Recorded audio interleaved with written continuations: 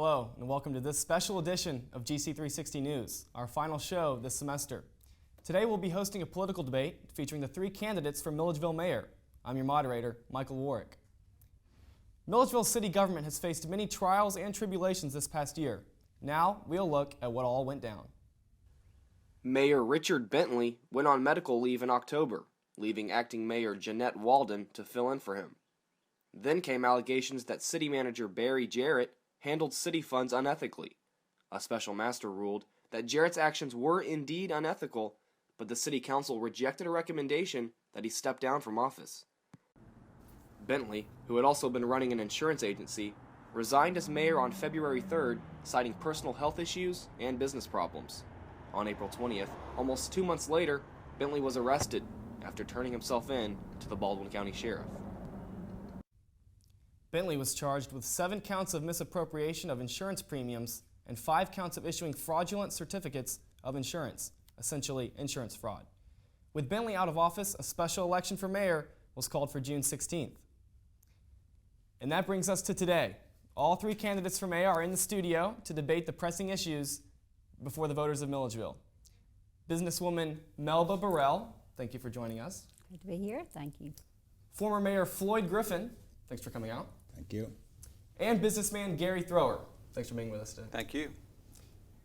I'd like to welcome our viewing audience, including those of you watching 13WMEZ's live online stream of the debate. We'll get to the questions shortly. But first, some background on the candidates. Our correspondents have prepared brief reports, starting with Katie Souther's look at Melba Burrell. Melba Burrell has lived in Milledgeville for 43 years. She says the city can and should foster economic development. We have to look at funding, and there's some money available. Our city has money on hand. We're not a city that does not have cash on hand. There's a lot of demand deposits on hand that can be used to fund economic development. Burrell also says the city should give its full support to efforts to redevelop Central State Hospital campus. Burrell has long experience in running businesses in Milledgeville. She and her husband Charles have owned North Columbia Street's Haviland Express Car Wash and Lube since 1990. This is Katie Souther reporting for GC360. Floyd Griffin has had a long career in public service. In 1994, he defeated an incumbent to become the first African American in modern times elected to the state senate from a rural legislative district containing a majority of white voters. He is seeking to become mayor for the second time. He first served from 2002 to 2006. He was the first African American elected as mayor of Milledgeville. I'm running for mayor to serve out the remaining term of the previous mayor, because we need someone to serve during this short period of time who's been there and done that and is ready to hit the ground running, to understand what the issues and the challenges are here in Milledgeville, and being the mayor of the old capital city of Georgia. Griffin is a retired U.S. Army colonel. He served as a helicopter pilot in Vietnam. In Milledgeville, he is the president and CEO of Slater's Funeral Home. He also serves on the board of trustees of his alma mater, Tuskegee University. This is Will Dodgen reporting for GC360. Gary Thrower is from Milledgeville, and he owns 2 businesses in town, Cornerstone Commercial Mortgages and Cornerstone Medical Staffing. As a newcomer to politics, he says he has a goal for himself if elected mayor. We've faced so many negative issues of late that's kind of divided the city and the county and the whites and the blacks. And I want to be a unifier. I want to be somebody that can reach out to all communities, all people, and try to find a way that we can work together. He says there's a lot to like about Milledgeville. I love the lakes. I love the river. Love the fact that we have Georgia College and Georgia Military College here that provide a lot of cultural experiences that no other towns wouldn't have. Outside of work, Thrower thrives on being outdoors. He hikes and enjoys whitewater rafting, and he is also an avid gym rat. This is Dallas Yates reporting for GC360. Let's get to the debate now. All three candidates have agreed to these ground rules. I'll ask a question, and each candidate will have up to 2 minutes to answer. Then each candidate will have up to 1 minute to rebut or add additional information. We'll go for 1 hour, and candidates will have the opportunity to ask each other questions during the last 10 minutes of the debate. I'd like to have candidates answer in alphabetical order. Melba Burrell first, Floyd Griffin second, Gary Thrower third. Let's start with the recent allegations of ethics violations in our city government. As you know, a special master has ruled that the city manager violated ethics standards in moving city money from bank to bank. What is your position on the case, and how will you restore trust and confidence in our city government? Thank you, Michael, first of all, for hosting this, and thank you for the students at Georgia College. It's great to know that the students are interested in democracy. The ethics violation is a serious violation, and the city hired Special Master Patrick Longing to hear this. And Patrick Longing's ruling was not only was Barry Jarrett guilty of the violation of the ethics code, which was a retaliation, he also said that there were 4 city council people who were guilty of the same thing. However, we have a city manager form of government, which makes, his conclusion was that Barry Jarrett could have done it even if city council had not agreed with him doing it. Therefore, Barry Jarrett was the one that exacted the retaliation. I am running on restoring ethical government. We will not be able to have economic development without honest government. There will not be any more closed meetings. There will not ever be retaliation exacted against a citizen in any way for any reason. The mayor is in charge of the agenda, and the mayor has the right to control the meetings. Therefore, I will have that right to say to the attorney, or to the city manager, or to the city council people, that we will not go into a closed session that is against the law, that violates Open Meetings Act. We will not ever take action against a citizen. I will encourage citizens to come to city council.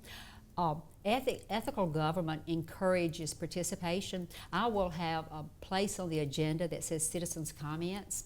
You won't even have to call and ask to be on the agenda. It will already be on the agenda. And if citizens are there and participating and are being encouraged to participate, democracy will flourish.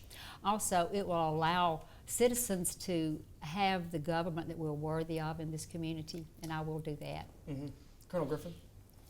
Well, my whole professional career, 23 years in the military, the 25 years I've been back in Milledgeville as a business person and as in politics, has always been very high ethics. I will continue that. I will make sure that as mayor that we carry out the laws, the rules, the regulations, the ordinance, whatever is in place to make that happen. From the standpoint of the ethics situation that took place, the only thing I want to say about that is that it was only one person was thrown under the bus, and that was Mr. Barry Jarrett. And I think that there were some other individuals that should have been singled out by the special master. Matter of fact, and I don't think we have enough time. I don't have that much time left, right? How many minutes? I'll give you a minute. Okay, give me a minute. First of all, I think that the previous mayor takes responsibility for this in the extent of not having in place the ethics committee to take care of that responsibility, and we had to go out and spend $17,000 plus on a special master. And I think the council and the mayor still had the responsibilities to put in place that the members of the ethics committee without going outside, bringing a special master in to take care of the responsibility that we should be doing here in our city. Mr. Thrower, your thoughts on ethics and how you'll restore trust and confidence in the government? Well, I was deeply concerned when the decision came down to not take the recommendation of the special master, and I feel like after speaking with council, speaking with the city manager, and actually reading the transcript, I can understand why council made the decision they made. As Ms. Griffin pointed out, he wasn't alone in that in that action. It was something that was generated from several different occasions. However, the council made the decision they made to not take that recommendation. They looked at Barry Jarrett's 27 years of service and felt like a slip of the tongue wasn't worth reprimand to the degree of a termination, and decided to hold on to him. He, from everyone that I've spoken to in the city and city employees, city council members, think highly of Mr. Jarrett and his management skills. So my point being is that with the form of government we have in place, I feel like it's incumbent upon myself to accept the fact that the decision has been made. The question is over. I'm charged with going to council and seeking out relationships and with all council people that will allow me to build a coalition and begin to build this city back into the shape it was at one point in time. Mrs. Barella, a minute to rebut, and also could you tell us if you would reverse the decision of the special master? Would I ask the decision include the city council as well as Mr. Jarrett for being found guilty? He did actually say all of those were guilty, and the only one that was asked to resign was Mr. Jarrett. And I have spoken to Mr. Jarrett and told him that I did not believe that he was the only one that should have received that. The problem with it is when a judge asks elected officials to resign, they're not going to resign. That's a given, okay? So that's where we ended up. As far as I'm concerned, the city council has made their ruling. Now, on something that Mr. Griffin said, the mayor was not the only one that was responsible for not having an ethics commission in place that required this special master to be appointed. The city council was responsible for that also. They were negligent in not having that ethics committee in place. A minute. And Ms. Burrell is absolutely correct, but the mayor is the chief political leader in the city, and he should have made sure that the council carried out the responsibility. See, the mayor has one appointment, the council has an appointment, and the mayor make a recommendation on a second appointment, and the council confirms or not confirm that. So as the mayor as the next mayor, you're going to see this mayor doing what he did when he was mayor before, leading and not following, to make sure that we are doing the kinds of things that we should be doing in the city of Milledgeville. Mr. Thurber? Well, it's my understanding that the problem with the ethics committee, having that committee not fully in place, was partially due to the fact that our previous mayor had been taking a leave of absence, and there was some confusion about whether or not he had appointed someone or not. Regardless, I agree with Mr. Griffin. The ethics committee should be in place at all times, regardless of the circumstances. But again, in our current form of government, would I reverse the decision? Don't have that option. Right. We're going to tackle another big issue right now, the consolidation of governments between the city and Baldwin County. What are your thoughts on the idea of consolidation? Do you support it, and why? As running for mayor of the city of Milledgeville, I am very much in favor of having the opportunity to vote on it. I have not attended any of the meetings. I have been involved in City Hall, going to all the meetings and trying to work on good government. I did take my weekend, my Sunday, and read for the first time the charter. I see some problems with the charter for the city of Milledgeville. I see some good things for the charter of the city of Milledgeville. I will be the best mayor that Milledgeville could have if we stay as city of Milledgeville. If the city voters and the county voters decide to go a different direction, I will work toward the best transition that can be made that will provide the best government for us. I am very much in favor of seeing that the people are educated and we have an opportunity to vote on it. There's not any evidence that indicates that economic development flourishes or improves with a consolidated government. My real focus right now is on economic development and jobs. And without that evidence being there, which it is not, I have concerns. There's some things that concern me in that charter. And people need to study it. They need to avail themselves of that opportunity. I will, though, come to the table as mayor. I will not participate in planning. Our city government and much of our county government has not come to the table to talk. This charter was done by an independent group with the city and the county government really not participating. And as a mayor, I will be at the table knowing what's going on. If a charter should be revised, if it passes, I will be knowing what's going on. If not, I'm going to be serving as the best mayor. Well, let me just be very specific and address the issue, okay? I am not for or against consolidation, the concept, but I am totally against this referendum. It's not good for the community. The timing is bad. It causes problems with degrading the voting strength of our minorities in the community.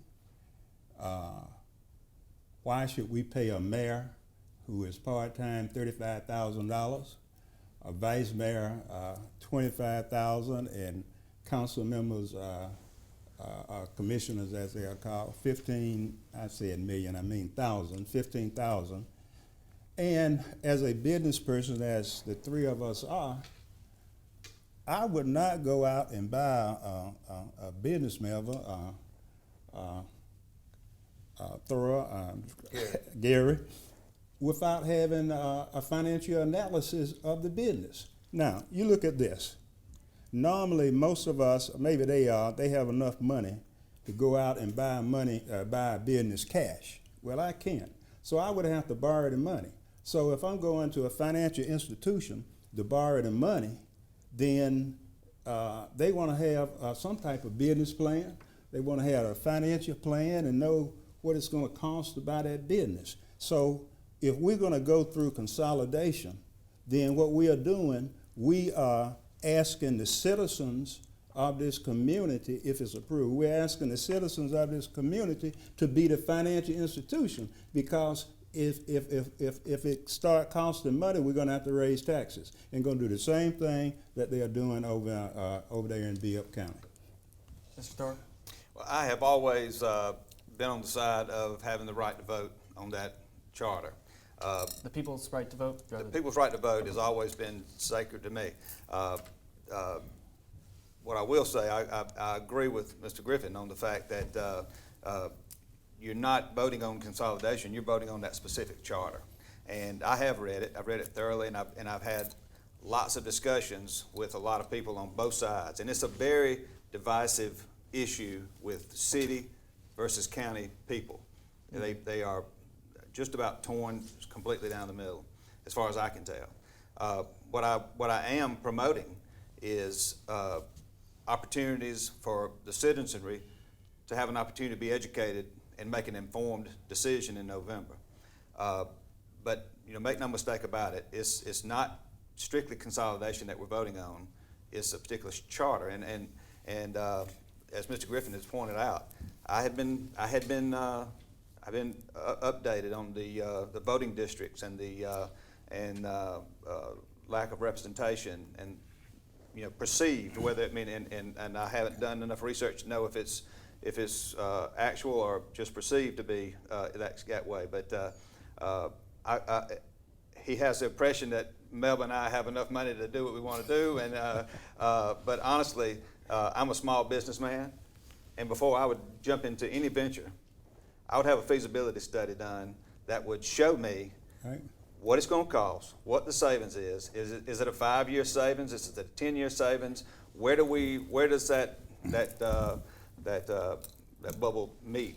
So again, I would just say Milledgeville and Baldwin County can't afford to make a bad business decision, and we need business people in place that will understand the need for logical, good business-like decisions going forward. Melba, 1 minute. Ms. Brown? We have not done, there's not been a cost analysis done. I don't think we do know how much it's going to cost us at this point. It is very important that city and county government come together, and apparently they did not come together on this. That it was not worked out by city council and county commission.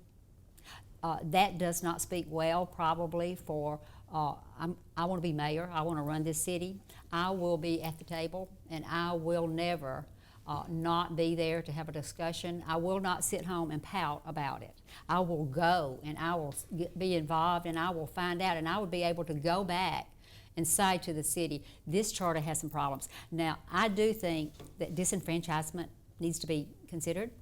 I think it needs to be considered, and there are some issues there that need to be considered, but the charter is done now. It's there. We don't have a right to change the charter. All we have the right to do is become educated and vote, and I support that. Colonel, you want to say Okay, something? now, I hear a lot of mumbo jumbo going here from both of you. The charter was signed, I think, today by the governor. Okay? Now, the charter has been out there in the legislative process during the last legislative session. I went up to the Capitol to make sure I took a look at that even before I even thought about running for mayor again. I didn't have that in at all. Now, both of you seem to be saying that you already have your mind made up, and you just don't want the general public to know. Now, I'm going to ask y'all today to man up and woman up and say whether you are for or against it. Don't wait until you become mayor and then come out and say, well, I'm for it or I'm against it. Look, we are running to be the mayor of the city of Milledgeville. We are the leaders of that city, whomever is elected. I think the citizens and the voters of the city of Milledgeville want to know from you, Melville, and from you, Gary, what you stand for. So man up, woman up, and say you're for it or you're against it. Let's go down the line. Melba, are you for or against consolidation? Have you? At the stage it's in now, if it were brought to me, this is not for me to lead the city or for me to influence a voter in the city if I'm mayor. This is for me as Melba Burrell voting in my precinct in Milledgeville. I would not vote for it. Colonel Griffin? He already. Well, Yeah, I've got your. You know, it may sound flaky, but the pure honesty, my pure honest answer on this is that I need to be more educated on it. I've not had an opportunity since I decided to throw my hat in the ring for mayor to listen to either side give a presentation. And from what I understand, both sides do a real good job of persuading one way or the other. But yeah, I've read it, and quite frankly, it's written by lawyers so that lawyers can enact legislation, and it's not the easiest document to read. But I Can we stay with that for a minute? absolutely. I'm asking. I'll give you 30 okay. seconds. All right, 30 seconds. I'm going to ask you a couple of questions. Do you want to pay a mayor $35,000 a year? Do you want to pay a vice mayor $35,000 a year? No, do sir. you think that the mayor and the vice mayor should be elected at large? And you also stated that as a business person, like we all are, then you would want to see a financial analysis. So if you agree with all of that, then you should agree that you are not for this charter. What I'm telling you is that I've read the charter. I'm interested in seeing the financial analysis. Hypothetically, let's just say that financial analysis proves that the cost is worth the benefit, short term. And these fears that everybody has about the fact that it's going to increase our budgets from both city and county are removed, then that. We're going to move on here. We got a question that just came to us on Facebook. I'd like to share. We'll get back. Okay. Talk about the economy some more and jobs. But we've got a question that just came to us on Facebook. The stories of discrimination surrounding Capitol and CHOPS have been going on for years. Yet no one seems to be doing anything about it, as the citizen's asking. If you are elected mayor, what will you do to specifically address the discrimination at Capital City and CHOPS and other discriminatory businesses locally in Milledgeville? Discrimination is illegal, and discrimination should not be happening. It's a violation of civil rights. As mayor, I would not tolerate discrimination if I was aware of it in a business. I own a business, I don't discriminate. I would not tolerate. The rule of law is important. Capital City must be investigated. I have heard, as many of you have, the reports that have come in. They've been on the news, and I've been to a Times Talk over at Georgia College. I've been to another gathering, and I have heard, I hear enough that tells me that probably somebody needs to file a suit. But that needs to be done, and then Capital City needs to have an opportunity to defend themselves, and then the investigation would be a federal investigation because it's a federal law. It's a violation of your civil rights. It violates what our community stands for. We cannot have businesses here that are discriminating against people. It creates that sense of who else will enact this kind of discrimination if it's allowed to go on. Obviously, it is hurting our reputation. It's hurting the city's reputation. And as mayor, that would be very important. We're trying to establish ethical government again, transparent government, honest government. And if we as a city, and I as mayor knew about that, I would be immediately wanting to see what's happening. Now, we don't have the power to do the investigation, but we have the power to say, we want this to stop, and we want someone to look at this and see what's going on. And I would move forward very quickly with that.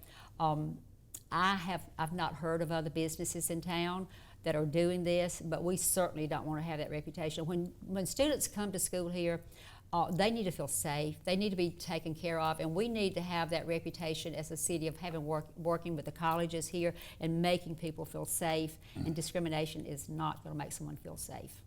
Okay, I can't disagree with anything Melba has said, and I can just add on to what she said. Only one thing I slightly disagree with you is that I think we do have the power to engage the GBI or the Attorney General or some other agency to come in and help investigate that. But one of the things that I would want to do, and I'm not as up to speed as probably I should be on that whole issue, and I have talked to students in the last couple of 3 days. Matter of fact, I spent about 15 minutes with a student when I was coming up here. And what I would like to do as mayor, and what I would have done by now, I would have met with the students to get a better handle on what was going on, and the citizens in the community. I stopped on my way back from a business concern this afternoon, and I had some local citizens to also mention that to me. And then I would have my police chief to get involved, and we do an investigation. I sit down with the Capital City ownership too and try to see what their side, but we will move on this. I understand discrimination. I understand it better than anyone sitting at this table. And we don't want to have this in our city because we want our city to move. We want it to move forward. We want businesses to come here. We want our students here at the 3 colleges, universities to feel comfortable and to go any place in this city and county and feel that they aren't being discriminated against.